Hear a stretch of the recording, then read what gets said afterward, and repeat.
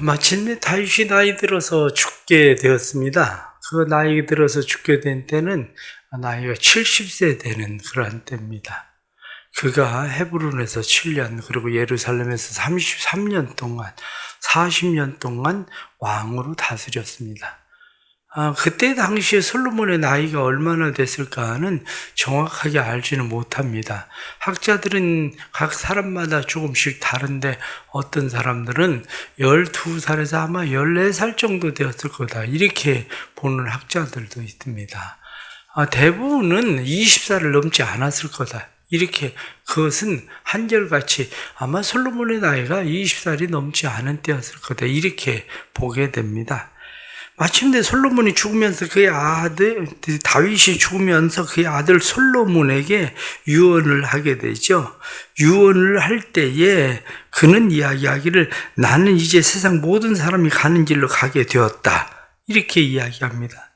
그것은 여호수아 20장 14절 말씀에도 여호수아가 나는 오늘날 온 세상이 가는 길로 간다 이렇게 이야기하는 말과 같은 거죠.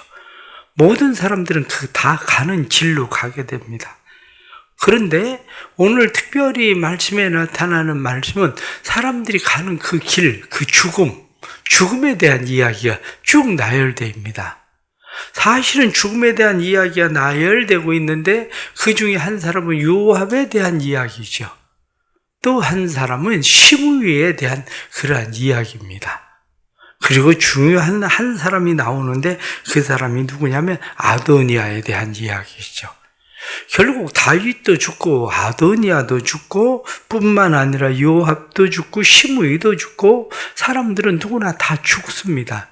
권력을 가지고 있었던 사람도 죽고 권력을 기대하고 바라고 있었던 사람도 죽고 모든 사람들은 다 죽음을 당합니다. 결국 오늘 성경 본문에 나타나는 말씀들을 우리가 쭉 살펴보면 죽음에 이르는 병, 모든 사람들은 다 죽음에 이르게 됩니다. 그런데 그 죽음에 이르는 병이 어떤 것인가 하는 것을 우리가 보게 되죠. 그 죽음의 결말들은 어떻게 그들은 죽나 하는 것을 보게 되죠. 그 중에 대표적인 한 사람이 바로 다윗이죠.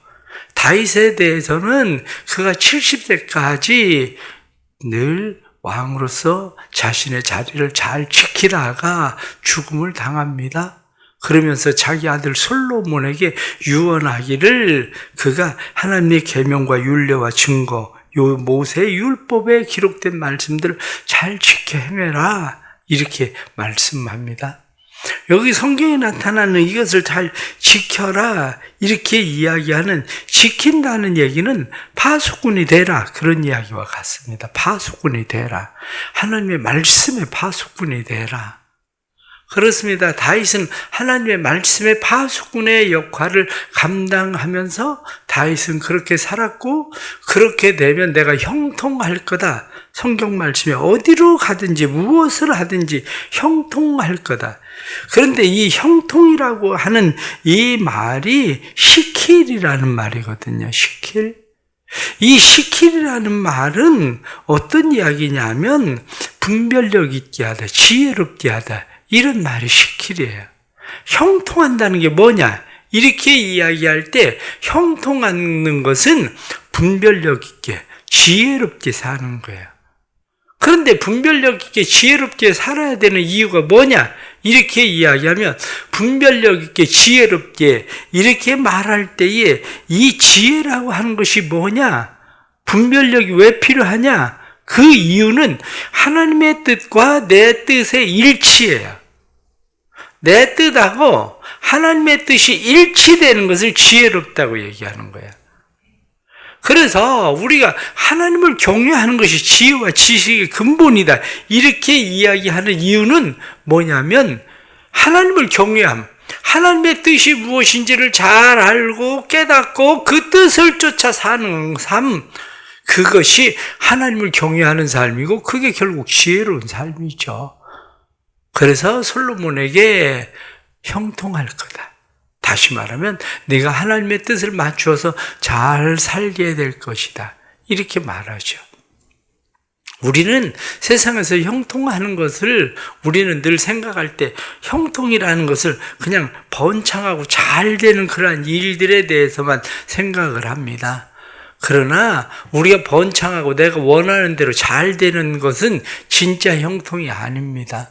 왜냐하면 오늘 성경 본문에 나타난 말씀과 그 이후에 솔로몬의 삶에 대해서 우리가 보게 되면 그것을 우리가 분명하게 알게 되죠.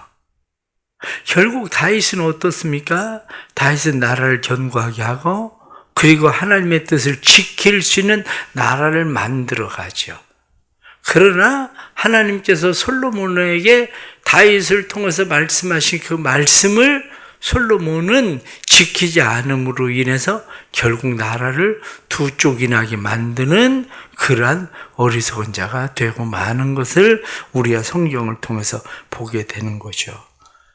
오늘 나타나는 이런 말씀들을 보면서 죽음에 이르는 병들의 가장 중요한 핵심이 뭐냐? 이렇게 이야기하면 결국 죽음에 이르는 병의 핵심은 욕심입니다. 욕심. 요압은 권력욕, 권력에 대한 욕심. 그것 때문에 결국 죽음에 이르게 되죠. 오늘 본문에 나타나는 말씀처럼 요압이라는 사람이 어떤 사람입니까? 요압이라고 하는 사람에 대해서 수르야의 아들 요압이 5절 말씀에, 그런데 이 수르야는 누구냐면 다윗의 누이예요. 다윗의 누이의 맏아들이 누구냐면 요압입니다. 역대상 2장 16절 말씀 보면 족보에 대한 이야기를 쭉 이야기할 때에 누이에 대해서 이 지금 수르야에 대한 이야기가 나오죠. 그러니까 누이의 큰 아들이 요압인데 평생을 요압은 다윗의 곁에 있습니다. 다윗을 잘 지켜주는 사람이기도 하지만 요압은 권력욕이 강한 사람이죠.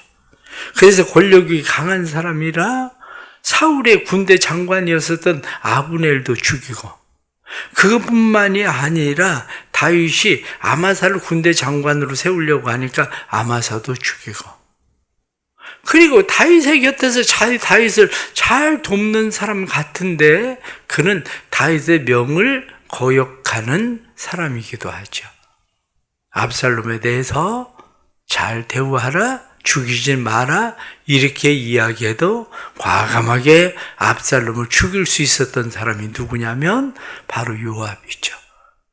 이 권력욕에 강했었던 이 요압에 대해서 오늘 성경 말씀은 그가 결국 제단 뿔을 붙잡았지만, 그러나 솔로몬은 분하야를 보내서 그를 죽여라. 그래서 그를 쳐서 죽이게 되었다. 그렇게 말씀하죠. 그렇습니다. 평생 권력욕을 쫓아서 살아가던 사람 요압, 그는 그 권력욕 때문에 결국엔 죽음을 당하게 되죠. 그는 아도니아야. 지금 아도니아 편에 속해 있었다가 결국엔 그래도 살아남았었는데 아도니아와 함께 죽음을 당하게 되는 사람이 누구냐면 요압인 거죠. 왜 아도니아의 줄에 섰습니까? 다윗을 가장 잘 아는 것 같으면서도 여전히 권력욕을 쫓아서 그 다음 권력의 힘이 어디로부터 오는가를 생각하고 아도니아를 따라간 사람이 누구냐면 바로 이 요압이라는 사람인 거죠. 또 한 사람이 나오게 되는데 그 사람은 다름이 아니라 바로 이 시므이라는 사람이죠. 시므이라고 하는 사람에 대해서 그 행한 행동에 대해서, 행위에 대해서 다윗은 용서하지 마라, 이렇게 이야기합니다. 내가 내 형 압살롬의 낫을 피해서 도망할 때에 그가 내게 한 일에 대해서 너는 죄 없는 것으로 여기지 마라, 이렇게 이야기합니다. 그래서 마침내 그도 죽음을 당하게 되는데 솔로몬은 그에게 이야기를 합니다. 예루살렘 떠나지 마라. 예루살렘 떠나면 내가 죽음을 당할 거다. 그런데 그렇게 하겠다고 이야기하고 시므이는 3년 동안 그걸 잘 지키는 데 됐어요. 그런데 그의 종이 도망을 갑니다. 성경에 나타난 말씀을 보니까 아기스에게 그의 종이 도망을 갔는데 그 두 종을 잡으러 쫓아가요. 쫓아가서 데리고 왔는데 그 소문을 들은 다윗이 그에게 내가 예루살렘 떠나지 말라고 하지 않았냐? 떠나면 죽을 거라고 하지 않았냐? 그리고 그를 죽입니다.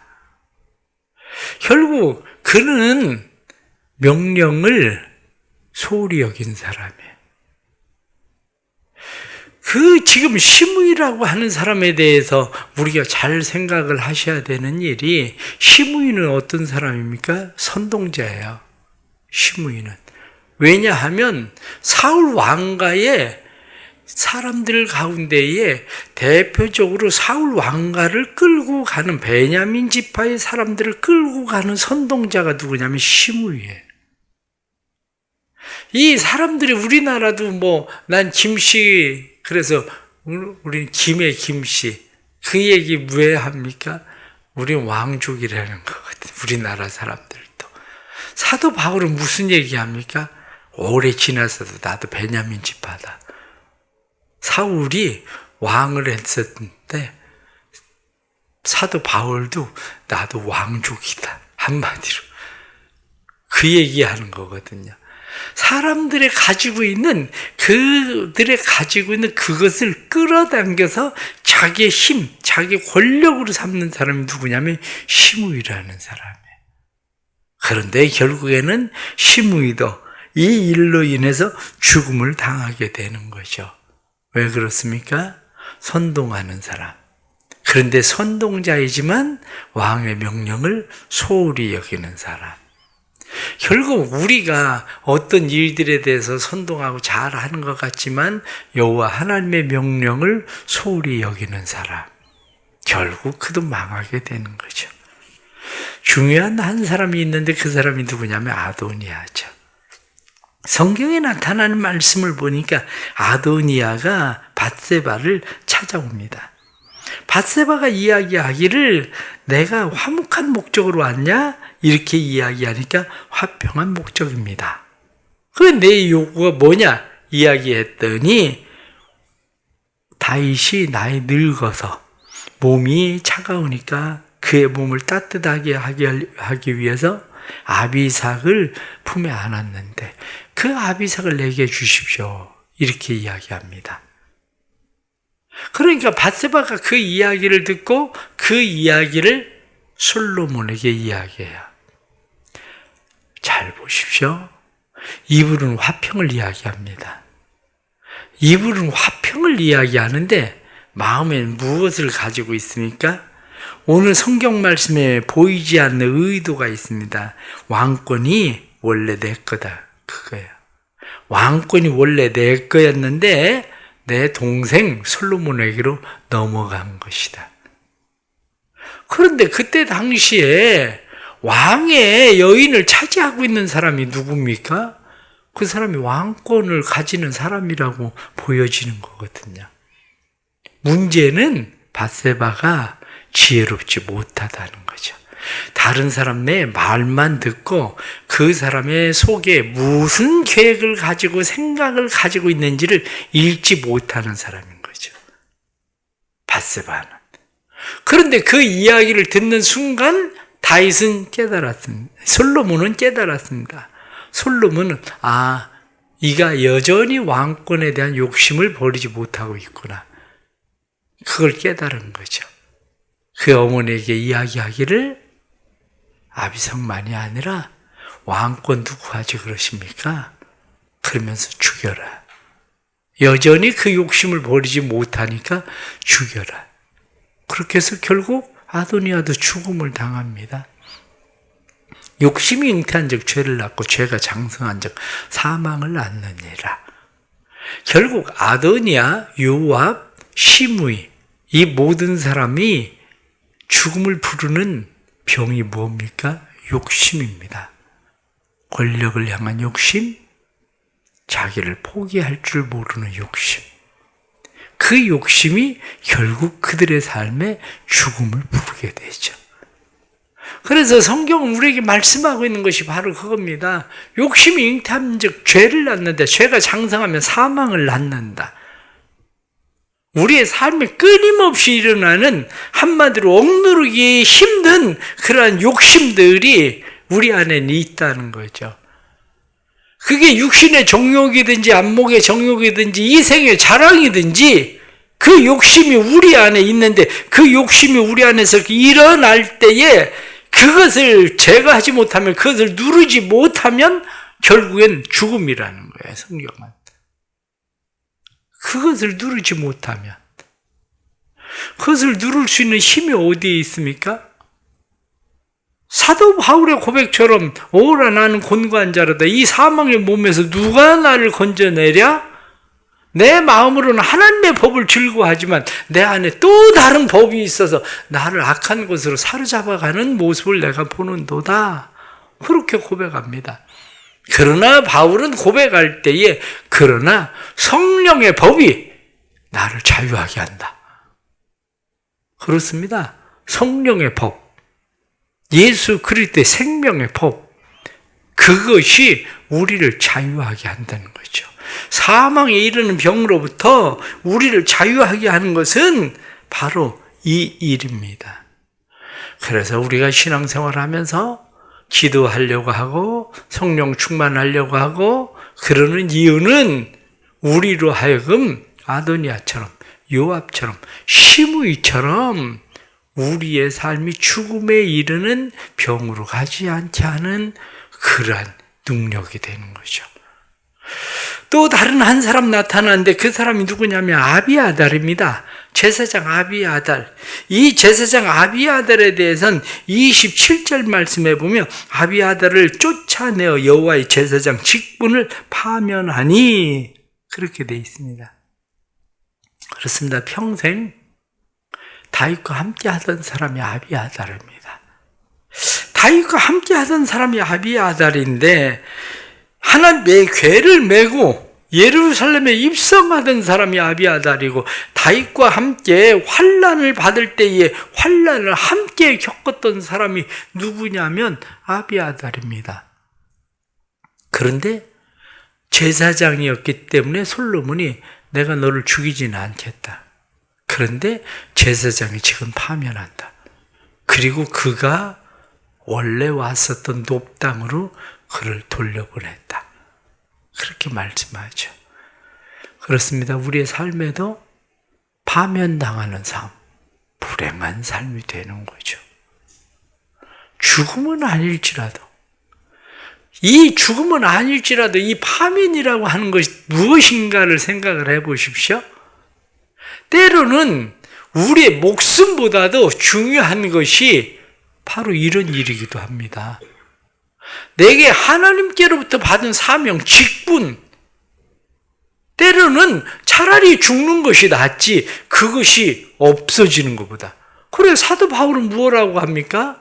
하나님께서 내게 주신 직분, 그 사명을 위해서는 내 생명을 조금도 귀한 것으로 여기지 않는다. 사도 바울은 오히려 그걸 지키기 위해서 내 생명을 내놓는다. 이렇게 이야기하는데 지금 성경에 나타나는 아비아달은 오히려 생명은 건짐을 받는 것 같은데 그거보다 더 소중한 직분을 잃어버리게 되는 삶이 되고 만다는 거죠. 우리는 살아가면서 오늘 주시는 이런 말씀들을 우리가 보면서 우리를 죽음에 이르게 하는 병은 무엇인가? 때로는 죽음보다도 더 소중하게 여겨야 되는 것은 무엇인가? 왜 우리가 하나님의 말씀을 잘 지켜야 되는가? 오늘 말씀은 우리에게 그것을 말씀하고 있죠.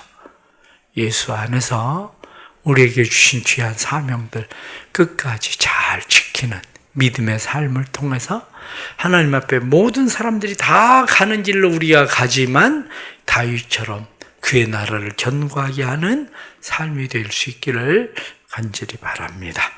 기도하겠습니다. 하나님 아버지, 이 땅에 살아가면서 아버지의 나라를 견고하게 세우는 믿음의 사람들이 되게 해 주옵소서. 저희들을 지혜롭게 해 주옵소서. 그래서 여호와의 말씀을 끝까지 잘 지켜 행할 수 있도록 도와주옵소서. 저희들에게 은혜를 베풀어 주셔서 저희들이 지혜롭게 행함으로 아버지의 뜻과 우리의 뜻이 하나 되기는 지혜를 가지고 살게 해주시고, 우리를 죽음에 이르게 하는 욕심, 그것을 다스릴 수 있는 성령의 충만을 주시고 성령의 능력을 저희들에게 허락해 주옵소서. 오늘도 성령 충만으로 살기를 원합니다. 성령을 쫓아 살기를 원합니다. 오늘도 말씀을 지키며 살게 해주시고 말씀 지키며 살아감이 우리의 삶에 힘되고 능력되어 주님의 나라 세우게 해 주옵소서. 때로는 목숨을 건지는 것 같지만 목숨보다 더 귀한 하나님께로부터 받은 사명 잃어버리지 않게 해주시고 저희들의 믿음의 사람들로 온전히 세워질 수 있도록 성령님 도와주옵소서. 1000번째 예물 드립니다. 믿음의 예물들의 복을 주시고 이들의 삶이 주님 기뻐하시는 삶으로 하나님 앞에 온전히 세워지도록 도와주옵소서. 약할 때 강함 대신 하나님 의지합니다. 다윗이 어린 나이에 그가 하나님에게 기름 부음을 받고 많은 고난을 때를 살다가 환난도 당했지만 끝까지 믿음 지키며 그가 하나님 앞에 나아가는 것처럼 우리의 삶도 끝까지 믿음 잘 지키며 하나님 앞에 설 수 있는 사람들이 되도록 도와주옵소서. 예수님의 이름 받들어 기도드리옵나이다. 아멘.